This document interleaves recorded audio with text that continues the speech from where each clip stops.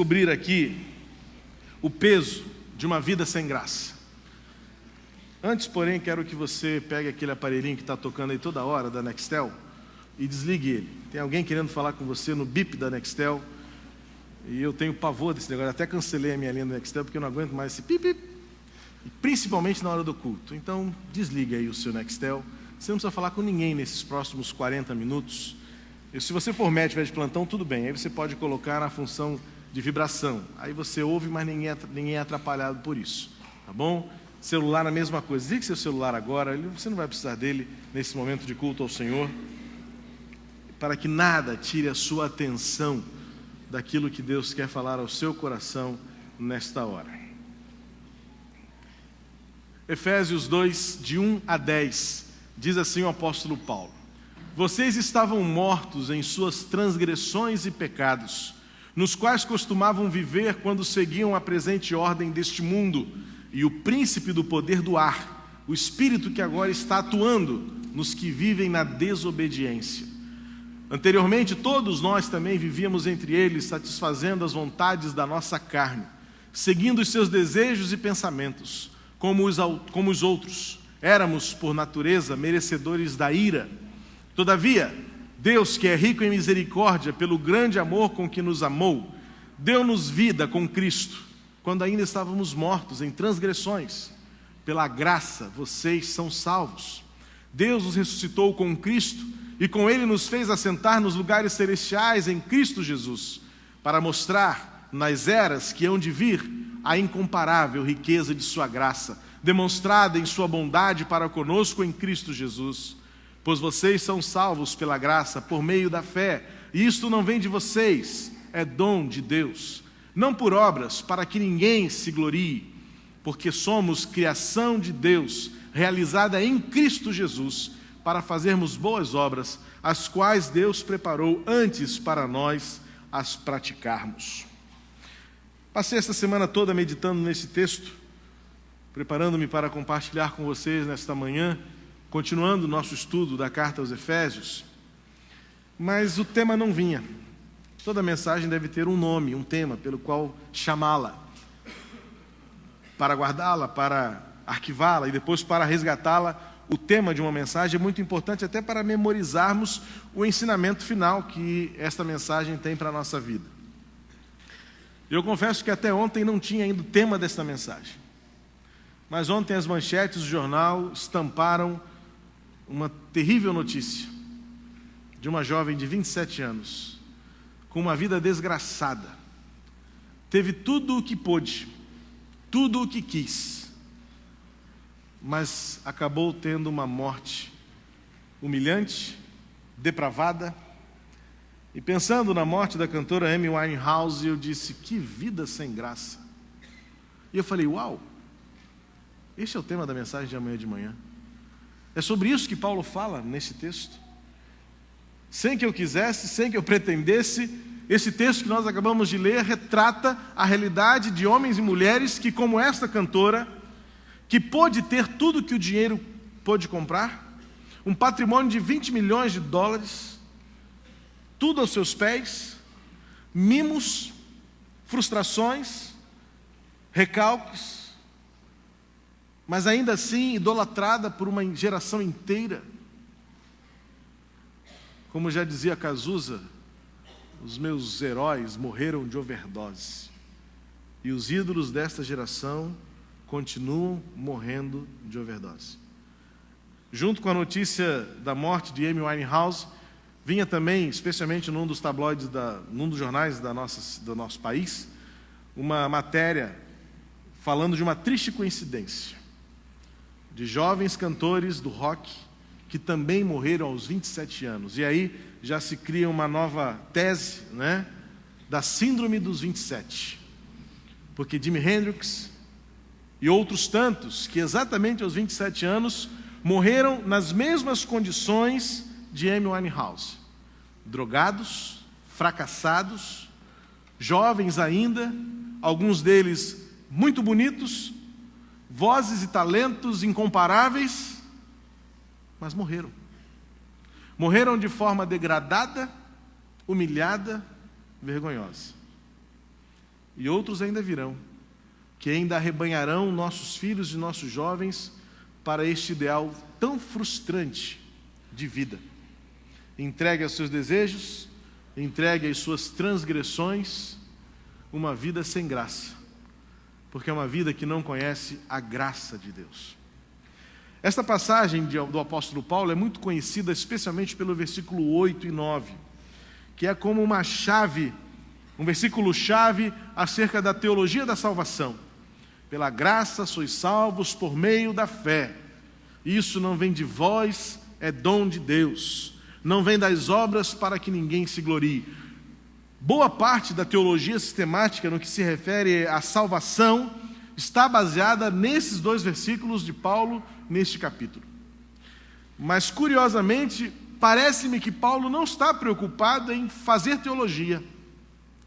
Se nós lermos o texto de uma maneira inteira, vamos perceber que, novamente, Paulo é exuberante nas palavras, Paulo é incontido nas suas exclamações, e acredite, Paulo é desorganizado nas suas ideias.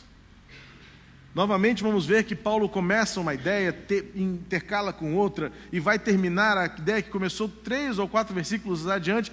Parece que o seu pensamento está fervilhando, parece que ele está realmente incontido para falar do amor de Deus por ele.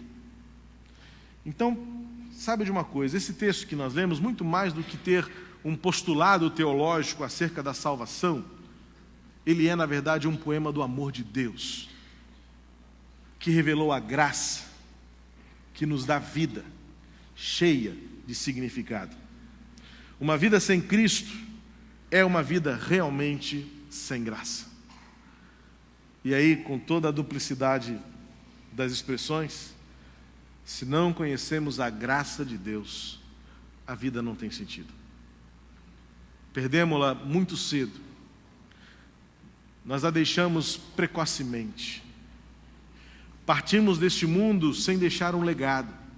E quando deixamos alguma memória, é uma memória como desta cantora, de alguém que tinha tudo para dar certo.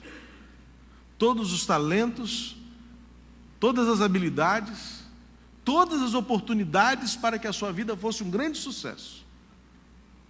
Mas porque não soube viver a graça da graça,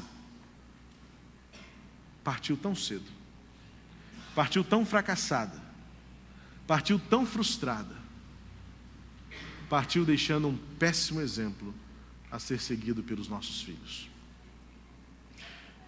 O apóstolo Paulo vai dizer que, e vai introduzir seu poema do amor, vamos assim chamar, falando da realidade triste e degradada do pecado. Vamos voltar lá nos versículos 1 a 3. Mensagem é bíblica, então não é o que eu falo, é o que a Bíblia fala. Então, se você puder ficar com sua Bíblia aberta, a gente vai absorver melhor ainda o que Deus tem para falar ao seu coração. Olha o que diz aí. Vocês estavam mortos. Paulo está falando aqui aos gentios, mas depois, quando ele se inclui, mais adiante, ele vai dizer nós também. Ou seja, a graça de Deus alcançou tanto aos gentios quanto aos judeus, que podiam se ufanar da sua história, ufanar da sua herança, poderiam se orgulhar de serem chamados o povo de Deus, mas Paulo diz, não, o pecado nos tomou a todos e nos igualou como mortos, mortos em nossas transgressões e pecados. Versículo 2, nos quais costumavam viver, quando seguiam a presente ordem deste mundo e o príncipe do poder do ar, o príncipe que agora está atuando nos que vivem na desobediência. Anteriormente, todos nós também vivíamos entre eles. Então veja bem, Paulo não faz distinção, todos somos pecadores, até mesmo aqueles que têm uma história muito bonita, da qual se orgulhar, até mesmo aqueles que têm uma herança familiar de causar inveja aos outros homens. Paulo diz, somos todos miseráveis, mortos em nossos pecados e transgressões. Nós também vivíamos entre eles, satisfazendo as vontades da nossa carne, seguindo os seus desejos e pensamentos como os outros. Éramos, por natureza, merecedores da ira. Todos nós merecedores da ira. Existem muitos que dizem que são bons o suficiente para herdarem os céus. Muitos nesta geração têm dificuldade em entender o valor da graça, o poder da graça de Deus por nós, porque se acham muito bons. E às vezes até enumeram suas virtudes e suas benesses. Nunca matei, nunca roubei. Têm em mente os 10 mandamentos e pensam, obrigado. E pensam, bom, nunca transgredi nenhum deles. Nunca matei, nunca roubei. Uma mentirinha aqui ou ali, talvez, como diz o Dr. House no seriado, todos mentem. E você e eu sabemos que, infelizmente, todos nós mentimos. Mentimos para nós mesmos, muitas vezes. Quando a própria afirmação de que nunca pecamos já é uma grande mentira que nós podemos dizer.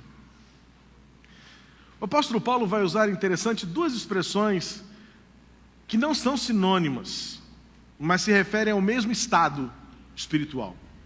Todos nós estávamos mortos nos pecados e transgressões. Por que Paulo faz essa distinção? Porque são 2 palavras diferentes mesmo, que têm significado diferente. A palavra pecado vem do grego hamartia, que literalmente significa atirar no branco. Conhece o alvo? Tem a bolinha preta? Tem os círculos concêntricos brancos? Quando você erra o alvo, você peca.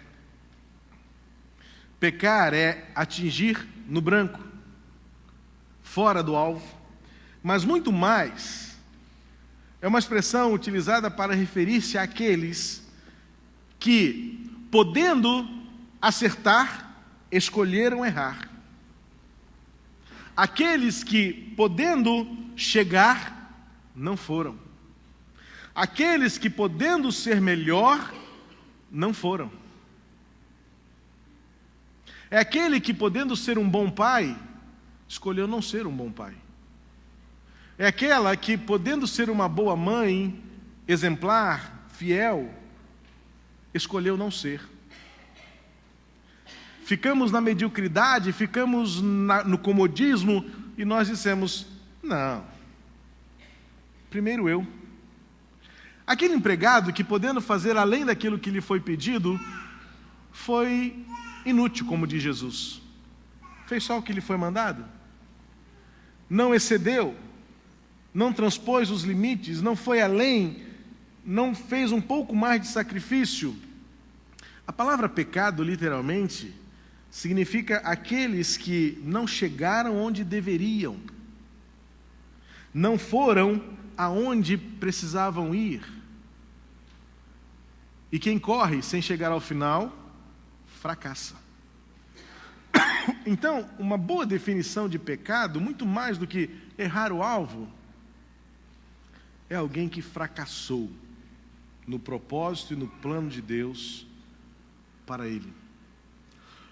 O pecado, portanto, para Paulo, é o estado de morte espiritual, é o estado de total inércia daqueles que andam fracassando perante o alvo e propósito para o qual Deus o criou.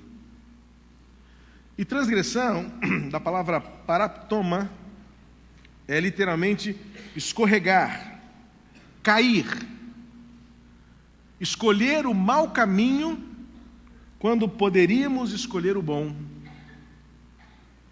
Então Paulo diz que a nossa morte espiritual é, no fundo, fruto das nossas escolhas. Vivemos mortos, vivemos sem graça, uma vida sem significado, uma vida sem viço, sem brilho, sem alegria, é fruto das nossas escolhas diante da possibilidade de escolher ser melhor, de escolher agradar a Deus, de escolher andar no caminho, preferimos não. E nós vamos então concluir nesse texto que o pecado é mortal. E novamente, pecado é um daqueles temas que não dá muito ibope, né? Bom seria se nós cantássemos promessas, prometêssemos glórias, triunfo, riquezas, prosperidade. Vez ou outra a gente prega sobre isso, porque a gente crê que Deus é poderoso para nos dar isso também. Mas o que Paulo diz é que antes que essas coisas possam acontecer, é necessário primeiro que vivamos. Porque ninguém experimenta tais glórias se não estiver vivo. E o pecado é mortal. Paulo diz isso no texto em que lemos, e a gente encontra 3 áreas da nossa existência que são assassinadas pelo pecado. O pecado, que é a ação de transgredir, a ação de escolher o mau caminho, a ação de fracassar no propósito de Deus para nós, nos leva a um estado de mortalidade, em que a nossa inocência é morta. Inocência é o estado de paz, é o estado de tranquilidade em que nós nos sentimos justificados. E o pecado tirou de nós esta possibilidade. O pecado nos condena. O pecado nos leva à morte. O pecado nos leva à destruição. E a inocência foi retirada por completo. Por causa da morte da inocência, sentimos-nos culpados e a culpa nos lança no chão, a culpa tira de nós a esperança, a culpa tira de nós a possibilidade de relacionarmos-nos de maneira saudável, a culpa leva-nos ao solo, ao pó, sentindo-nos os mais miseráveis. Inocência, uma vez perdida, ela nunca mais pode ser recuperada. Por mais que a sentença seja cumprida, a sua ficha está suja para sempre. É como um tecido manchado e que não há produto que tire aquela mancha. Então, seu desejo é jogar fora aquele lençol, jogar fora aquela toalha, aquela blusa, porque ela não lhe serve mais. O pecado nos suja de tal maneira que, por mais que nós nos tentemos limpar, nós sempre nos sentiremos sujos, indignos, inacessíveis. Além de matar a inocência, segundo o apóstolo Paulo, o pecado também mata os nossos ideais. É como aquela pessoa, como diz o Salmo 1, por exemplo, ninguém experimenta o abismo mais profundo logo no primeiro estalo. A própria Bíblia diz que um abismo chama outro abismo. Então, você primeiro cede à sua vontade. Depois você cede ao seu controle. Depois você cede à sua dignidade. E você então perde o padrão ideal, o padrão da virtude, o padrão do que é correto. Nós começamos a fazer alguma coisa pelo mero senso da experiência. Quero ver o que é isso. E então você começa a se ver envolvido, e a sua vida começa a se degradar, e você perde o escrúpulo em que aquilo que parecia tão ruim, daqui a pouco se torna tão usual, tão habitual, em que você perdeu todo o parâmetro do que seja bom e melhor para a sua vida. Como aqueles homens e mulheres enfermos na alma que perambulam pelas cidades sujos e nem se dão conta do quão imundos estão. Tem muitos de nós que também convivemos com nossos pecados de maneira tão habituada que nem já nos incomodam mais. Mentem que nem sentem, traem que não sofrem, falsificam e falseiam, são hipócritas, são lascivos, são injuriadores, caluniadores, dependentes, viciados, e não se importam mais com o dano que estão causando a si próprios e aos outros à sua volta. O pecado tira de nós o senso do ideal. Tira de nós qualquer senso de glória. E nos dá a sensação de que a vida não tem mais significado. Por isso, não será surpresa nenhuma se a polícia inglesa vier a declarar que não foi uma morte natural, mas sim suicídio. Porque quem se entrega aos seus vícios e aos seus pecados, chega a um ponto em que a vida perde totalmente o valor, a sua própria e as dos outros. Matam-se e matam uns aos outros, porque a vida não tem qualquer significado. Matam por R$10, matam por um par de tênis, traem por causa de uma posição, injuriam por causa de uma cadeira, traem por causa de um lugar. A vida não tem mais valor quando perdemos o senso do ideal da glória de Deus.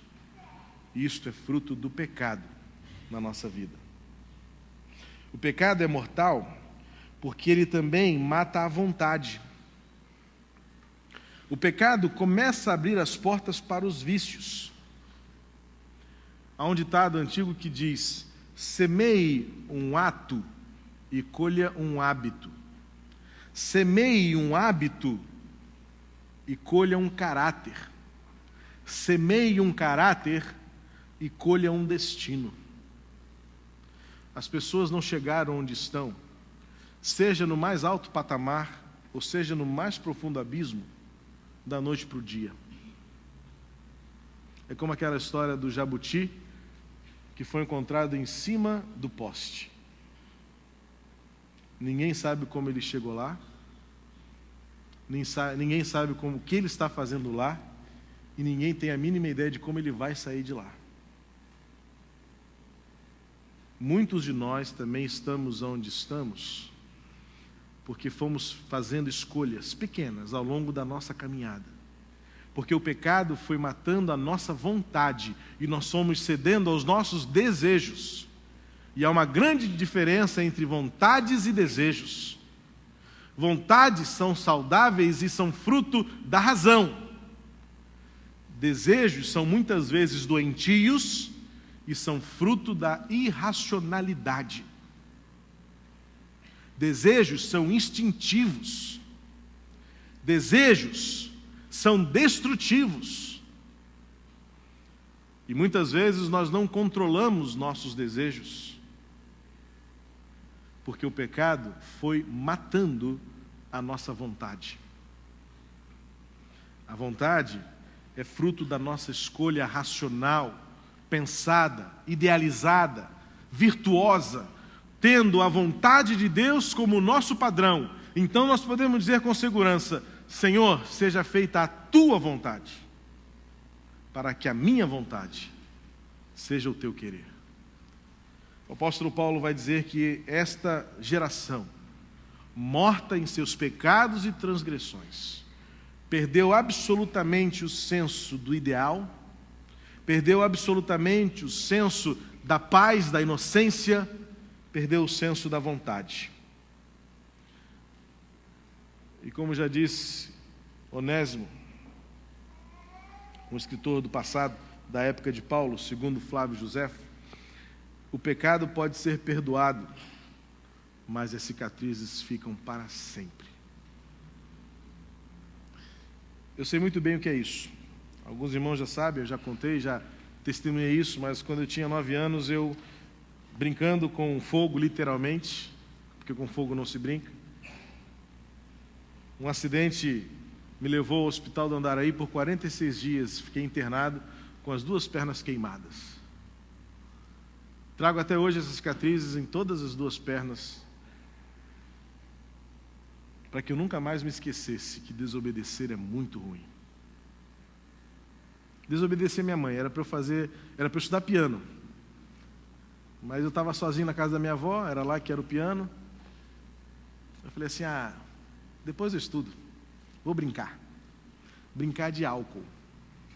Brincar de botar fogo no álcool. Aprendi algumas coisas importantes da química e da física. Primeiro é que a chama do álcool não aparece no sol. Ela é invisível. Totalmente invisível. Aí eu achei que a fogueira estava apagada ainda e fui colocar mais. Segunda lição. O álcool é muito inflamável mesmo. Terceira lição. Queimadura dói. Outra lição. Queimadura pode matar.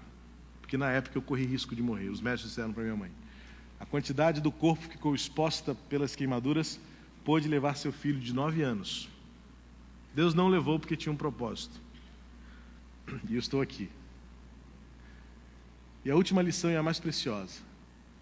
Desobedecer deixa marcas para sempre.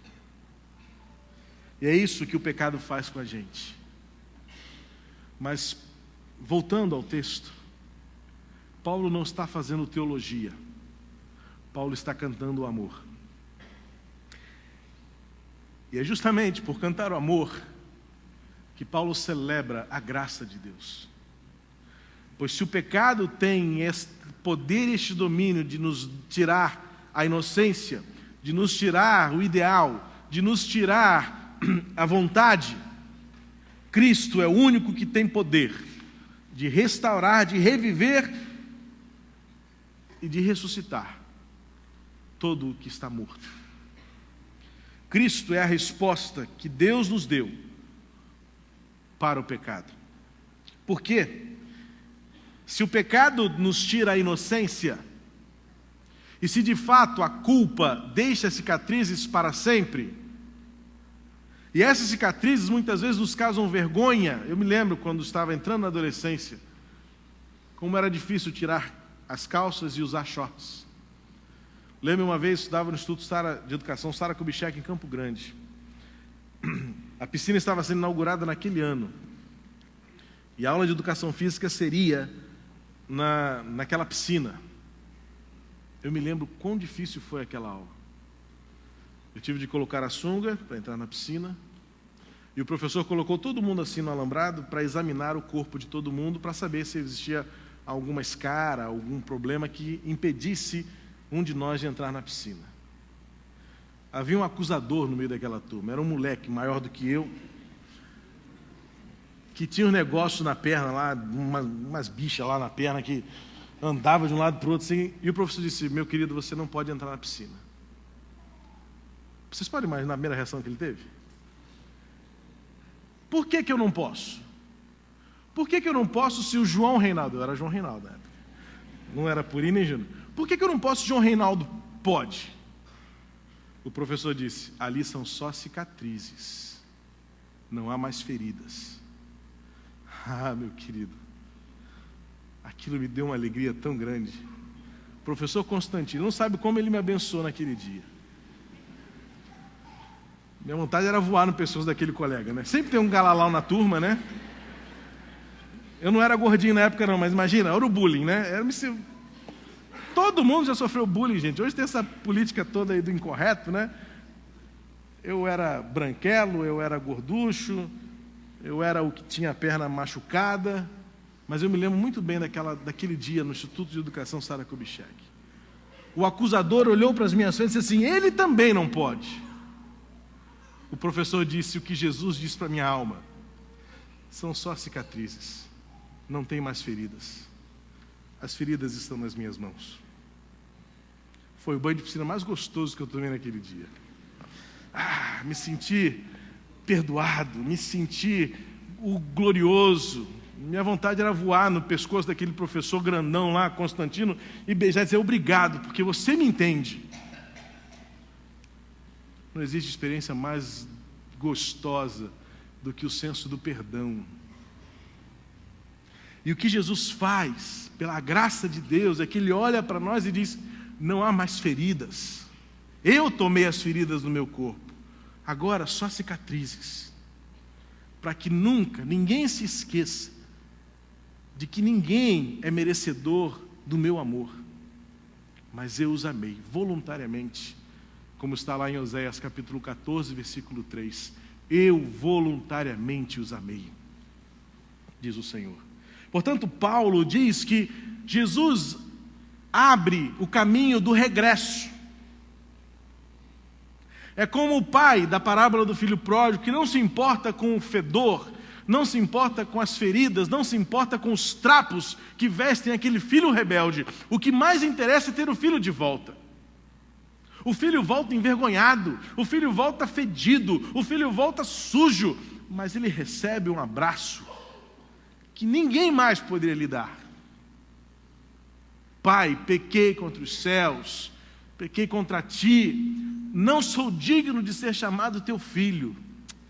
Tragam as roupas novas, matem o novilho, porque o meu filho estava morto e reviveu. A graça de Jesus abre as portas do regresso, abre os braços para o reencontro, olha para nós e diz: não tem mais feridas, só cicatrizes, para que você nunca se esqueça de que eu amei você. Jesus reaviva o ideal no coração do homem. O pecado tira-nos o ideal da virtude, da glória. Jesus reaviva isso e nos põe de volta ao caminho da glória. Lembro-me muito bem da irmã Rosália e do irmão Isaías. Eram dois irmãos.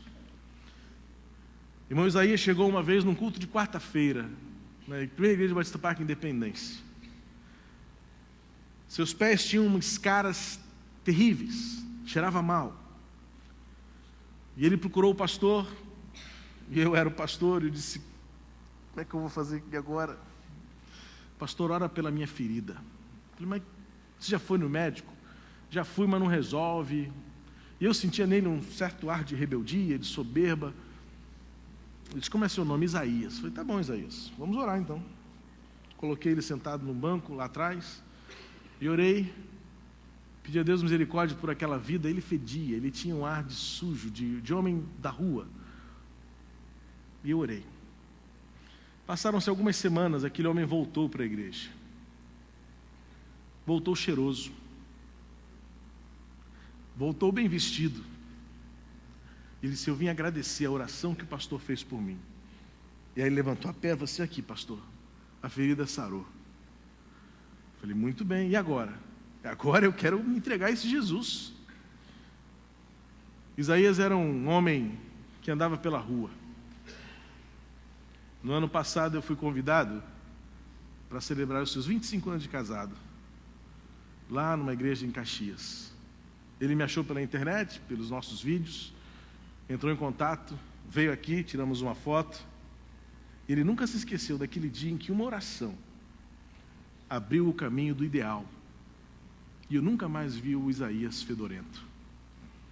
Porque Jesus restaura a dignidade. Sua irmã, a irmã Rosália, um dia convidou-nos para almoçar na sua casa. Eu nunca vi uma casa mais limpa do que aquela, nem a minha. E olha que a minha mulher gosta de limpeza, hein? E ela testemunha disso. Nós entramos naquela casa, numa casa de conjunto habitacional, uma casa pobre, com poucos móveis. Imagina uma casa de conjunto habitacional fazer eco. Mas ela nos serviu uma comida limpa. Sentamos em móveis limpos. A casa era cheirosa. Porque não é o dinheiro que torna uma pessoa digna. É a virtude da alma. É Jesus. Casa de crente tem que ser a casa mais limpa do bairro. A cozinha de crente tem que ser a mais limpa. O crente tem que ser conhecido pela sua limpeza, pela sua higiene pessoal, pela sua saúde, porque Jesus restaura em nós o ideal de um viver digno, glorioso. O pecado tira de nós esse ideal. O pecado torna-nos enfermos, doentes, fedorentos, maltrapilhos. O pecado nos mata. Jesus nos reaviva. E Jesus restaura o senso do ideal, de sermos para este mundo referencial, do que é puro, do que é bom, do que é belo, do que é agradável. Enquanto que o pecado tira de nós a vontade e mata a vontade, Cristo reaviva e restaura a vontade. Como diz o apóstolo Paulo em Romanos 12: transformai-vos pela renovação do entendimento, para que experimenteis qual seja a boa, perfeita e agradável vontade de Deus. Jesus nos restaura a vontade de fazer o certo, de fazer boas escolhas, de evitar o caminho mau e de retornar para o caminho certo.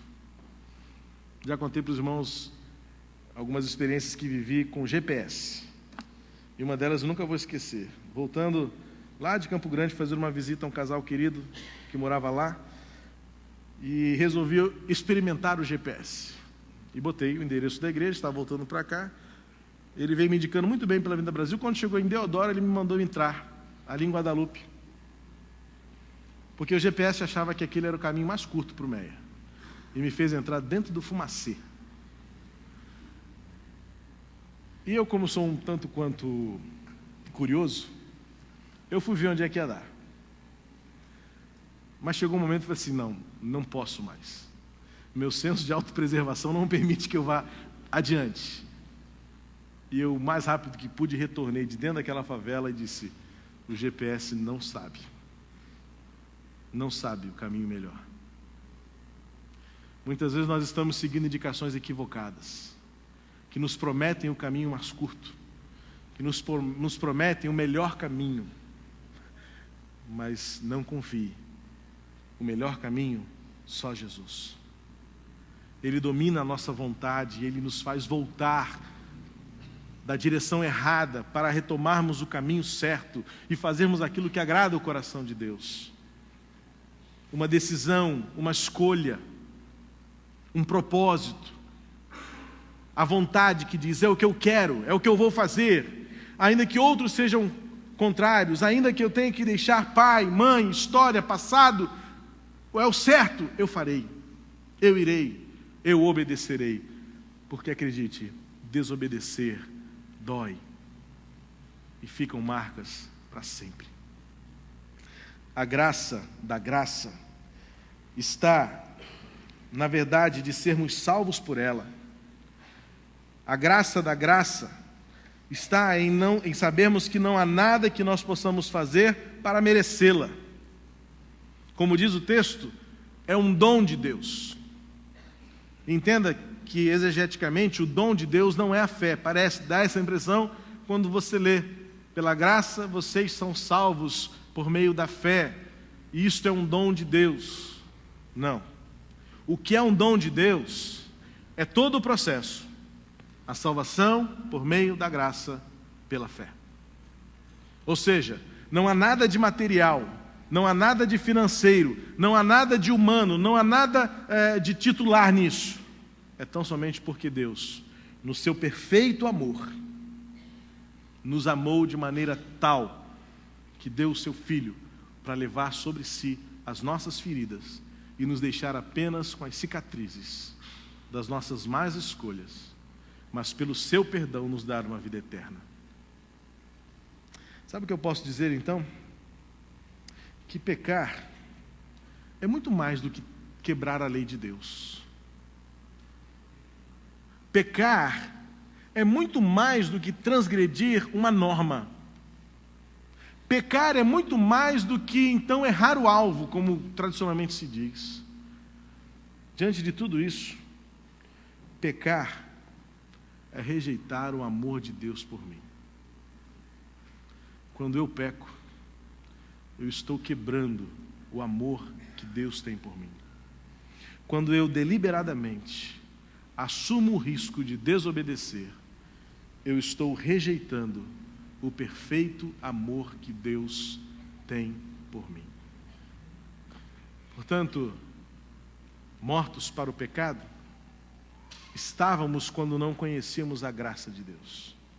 Mas hoje, como diz o apóstolo Paulo, Ele nos achou, Ele nos encontrou, Ele nos amou. Portanto, não pequemos mais. Porque pecar, muito mais do que transgredir a lei, pecar é negar que Deus nos ama, a ponto de dar seu Filho para morrer por nós. E Ele morreu por nós, para nos restaurar o ideal, para nos restaurar a vontade, para nos restaurar a alegria de viver. Jesus, a revelação perfeita da graça de Deus por nós. Vivamos pela graça, celebremos esta graça, compartilhemos esta graça, pois é por ela que vivemos e é por ela que iremos para o céu. Que Deus nos abençoe e que vivamos pela graça e não mais como mortos em nossas transgressões e em nossos pecados. Vivamos a graça, que é a revelação máxima do amor de Deus por nós.